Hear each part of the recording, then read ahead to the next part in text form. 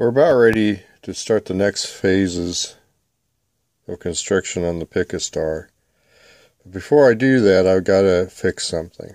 This particular little component right here is supposed to be a 10K resistor. Now when I was going through and collecting parts for the next two phases, I needed a number of 10K resistors, and I came across the package that I pulled this one out of, and there was only 2 of them in there. Thought that was kind of weird. Flipped the package, the label of the package over, and I didn't put a 10K resistor in there. I put a 10K thermistor in there. So I'm going to have to heat that up and remove it and put a 10K resistor on that. So I'll do that first, and then we'll move on to the RS-232 serial port installation, which are these components in here.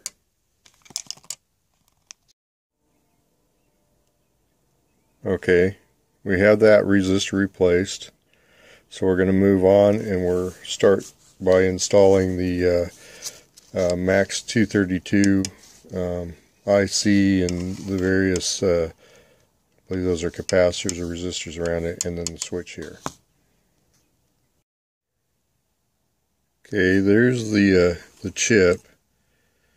There's a line across here with a mark here for pin 1, which goes right, is lined up here.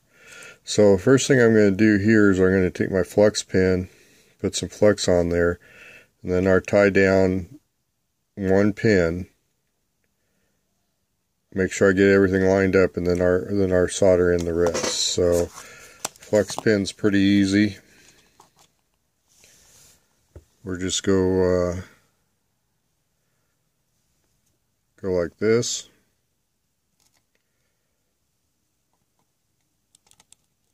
Make sure we get some flex along there.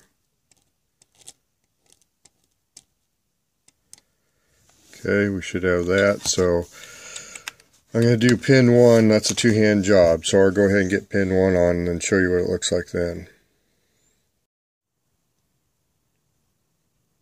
Okay.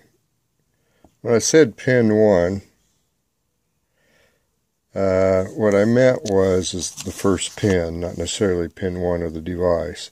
So I did this pin down here. Now what I'm going to do is I'm going to tack this pin back here, make sure it's all lined up, and then I'll go and solder the rest of the pins. Okay, I have the chip soldered in. So now I'll take my buzzer, I'll go through and make sure that I don't have any shorts in there and that I have good continuity. And then we'll move on to installing the caps and the switch over here, and then that last stereo plug.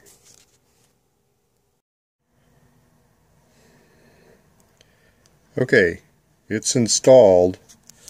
Now the next thing I need to do is install these capacitors around here. These are polarized capacitors, so you have to, they're 1 UF tantalum capacitors. So I have to be very careful or be very aware of the polar, which way I put them in. For you new guys like me, when you're applying these capacitors, you put some solder on one pad, and then I'll take the IC, or I mean the component, or heat that up and I'll slide it into there, and then let it cool. Then I'll solder down the other end, and then I come back and resolder this end. Also, on the little tantalum capacitors,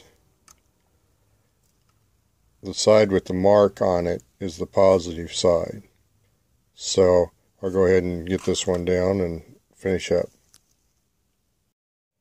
Okay, those are all applied. I'm pretty sure I got the polarity in right. So next we'll move on to installing that stereo jack, which is actually the serial port, and then I'm going to put the switch here. You can, I'm not sure why, but you can put the switch either there or there. In most cases I've seen it installed there, so that's where I'm going to go ahead and install it.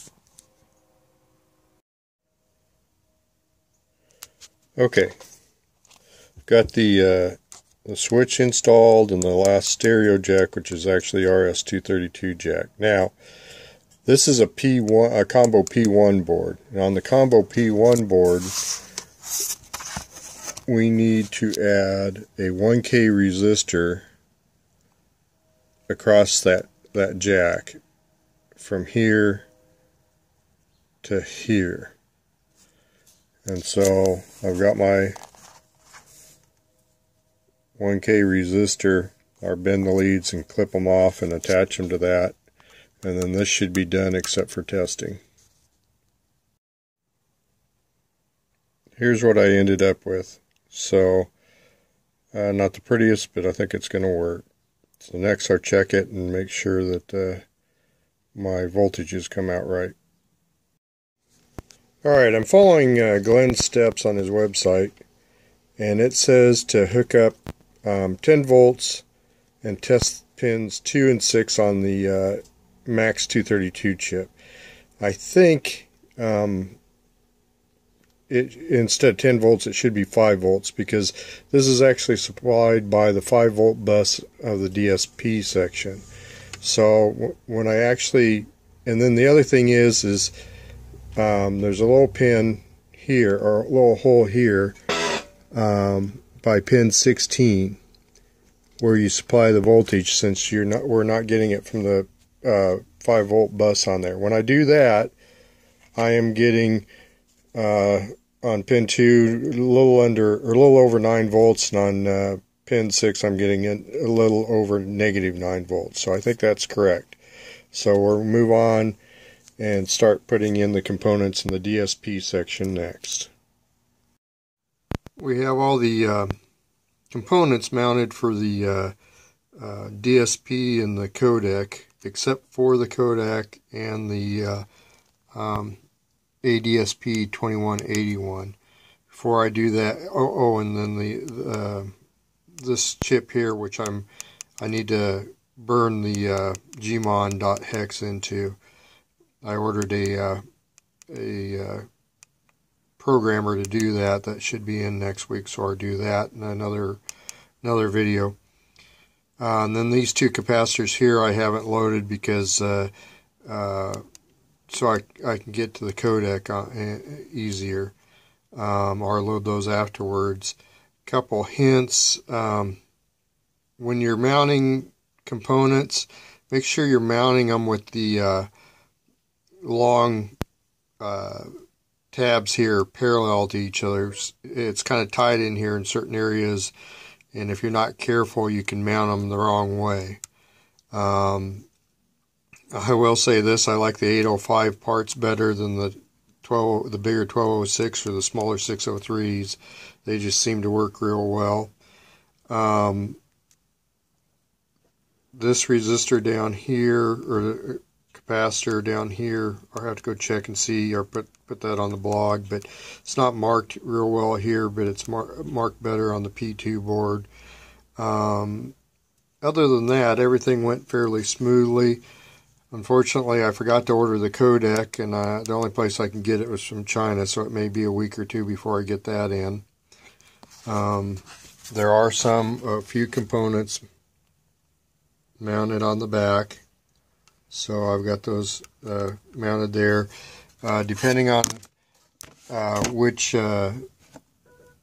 voltage regulator you use here, if you use the 7805 here instead of this one, there's some additional components you need to mount on the back. I went ahead and used this one. I think those are the 78 LO something or other, LO5s.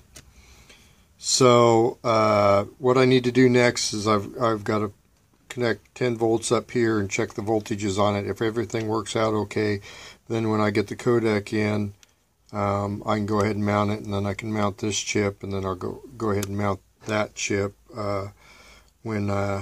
after I get the EEPROM burned for it. So I'll hook up to the power supply next, and we'll do a little bit of voltage checking. I have the power supply. Here's a gator clip coming from the power supply going to ground, and another gator clip going to this side of that diode